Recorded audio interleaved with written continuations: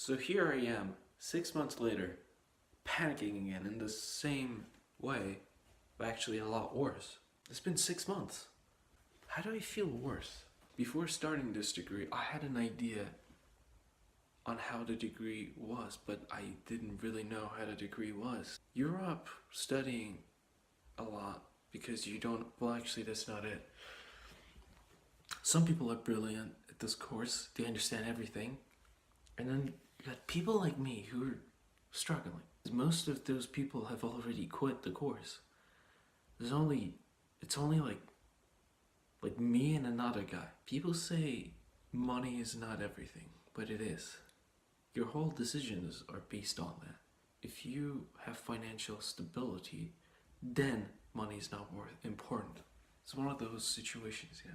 I can't even find like a proper job that I can climb up the rank. Like, I'm 100% okay with sacrificing like 75% of my life doing one thing until I get to the top. And the things I want to do are technical, but less technical than what I'm studying. Like, look at this. I've created a card, you know, my name, my contacts. It's like, hire me. I'll work for you for free if you teach me what you know. Electrical and electronics engineering is just, I don't actually hate it. I just hate the courses. And I hate how they're taught. Because people that are just like me cannot learn the way they're taught. I don't hate this degree, but I don't love it either. It's one of those things where you have to do shit you hate because it leads to something enjoyable. You have no problem doing them, and in fact you're doing them, but you're having panic attacks constantly, you're unhappy, you get fat or thin because of stress, eating or not eating at all. Your diet is fucked, your sleep is fucked, or you're constantly tired. It's like the times that you're not sleeping, you're either thinking of what will happen or you're studying. If you've taken a few gap years, say, you've done non-technical things for a few years at all, and then you have to relearn the things you've forgotten, plus extra, that's even harder. I have no clue if I'm going to I've made a plan. Look, I've made a plan, a 13-day plan leading up to my test, and then it continues for 2 weeks. So if you did jack shit this month, you technically, even by accident, should get a pass following this format. But is that the case?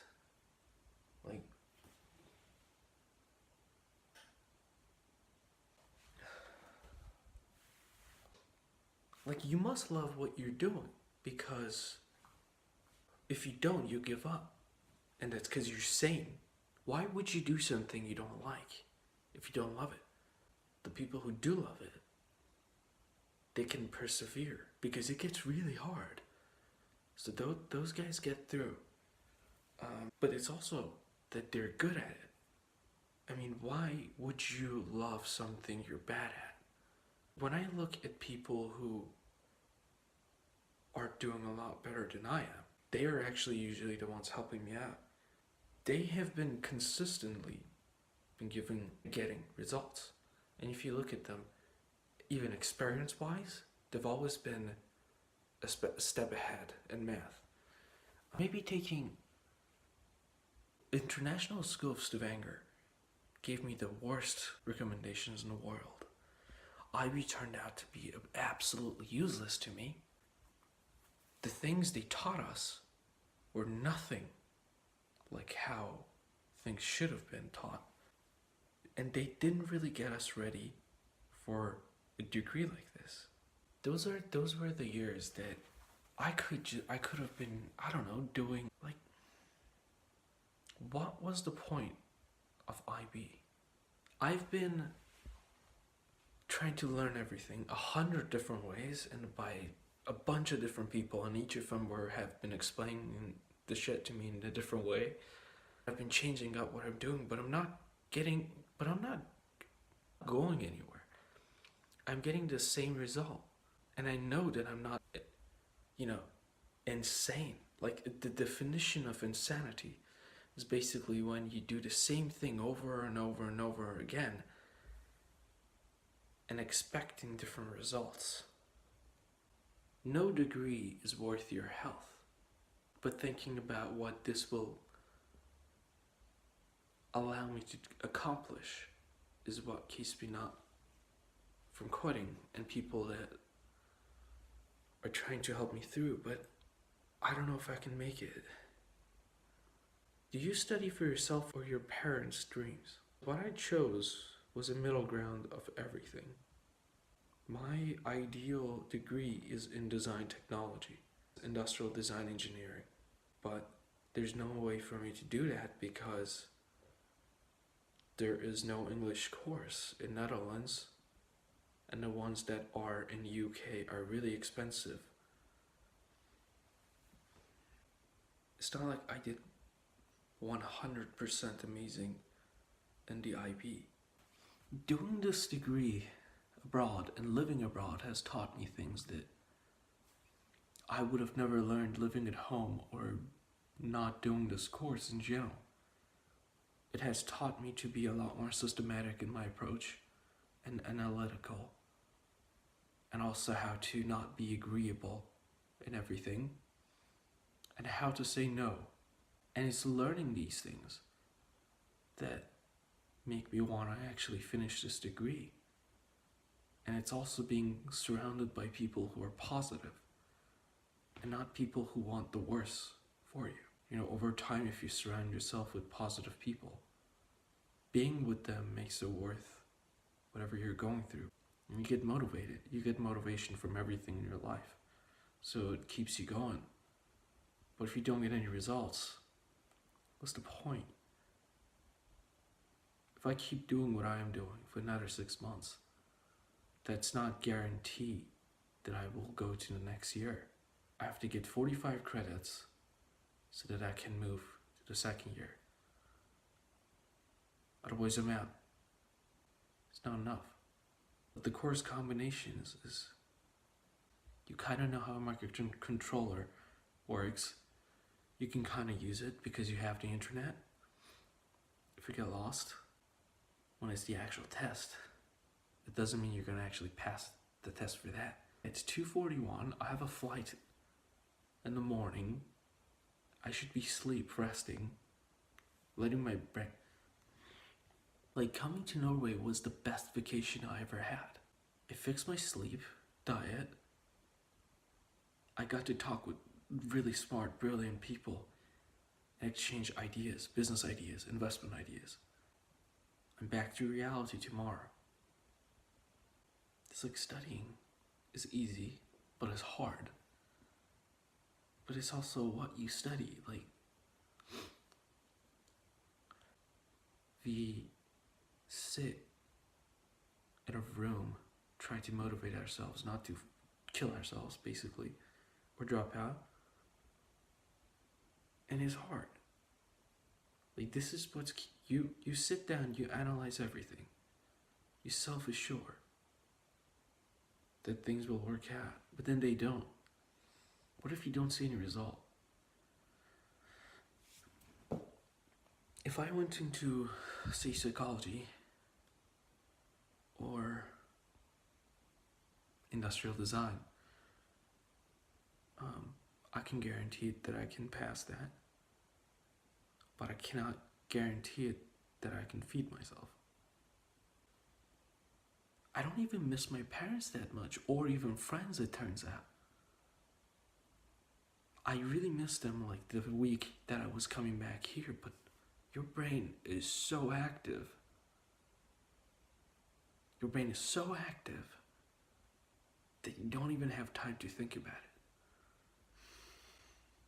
Like, you start depersonalizing to a point where you don't feel anything because your brain is so active in things that it shouldn't be active on. It's almost as if it's a self. It's almost as if it's a self-defense mechanism turning on to keep you from breaking apart, and you're holding yourself together. Your sole entertainment usually becomes video games and things you can escape in. You know, and for some people that's drugs. And I don't want to go there. And it's fascinating because the people that dropped out, I mean, they were, I was friends with them. We were studying together the same way that, people need very little motivation to make them motivated. I'm trying to work on a plan B, plan C, plan D. 2 hours a week, I go on these sites that you can purchase courses from, and then I do them. A hope is maybe one day I can use this in something, but I don't know if that's a realistic way of saying it. 21 years, and I basically have nothing to my name. I've done other people's assignments and things I wasn't even studying, and they passed, and yet I cannot.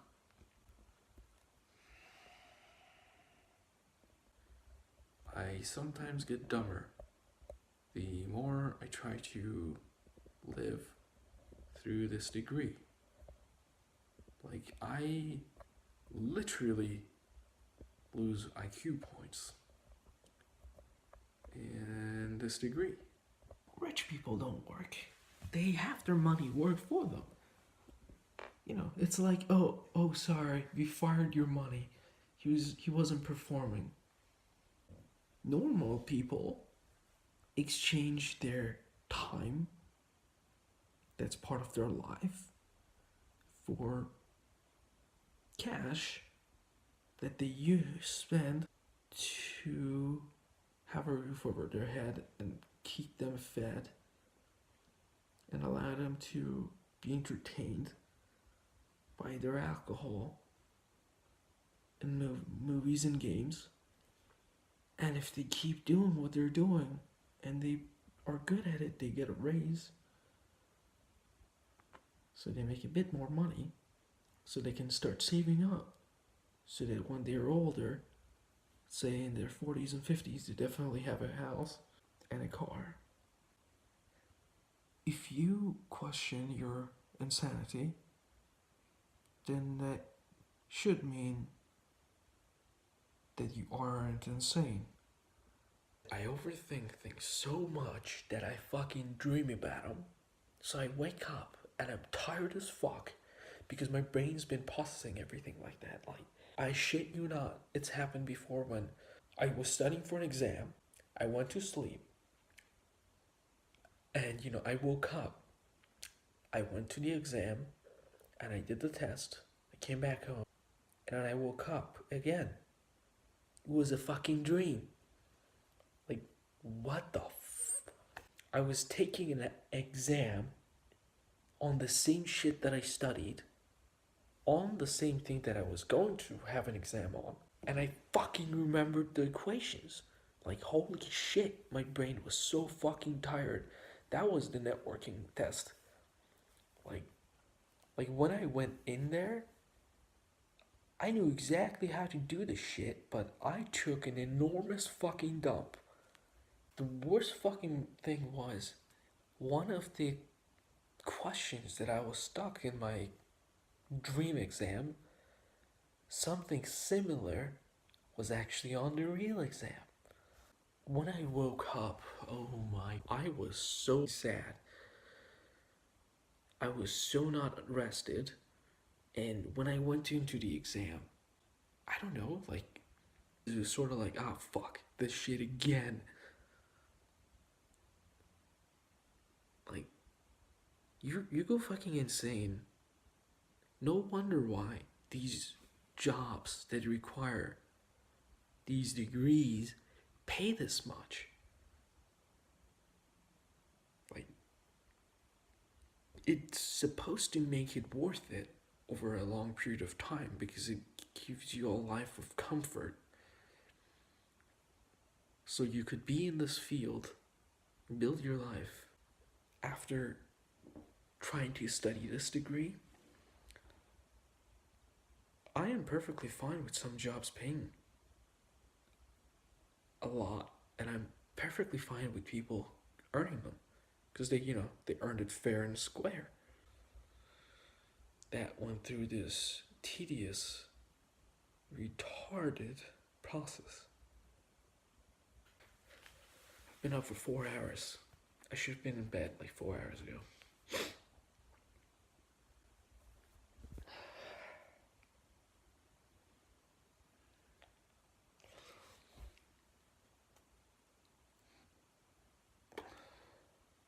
I gotta watch like an ASMR video. They're amazing.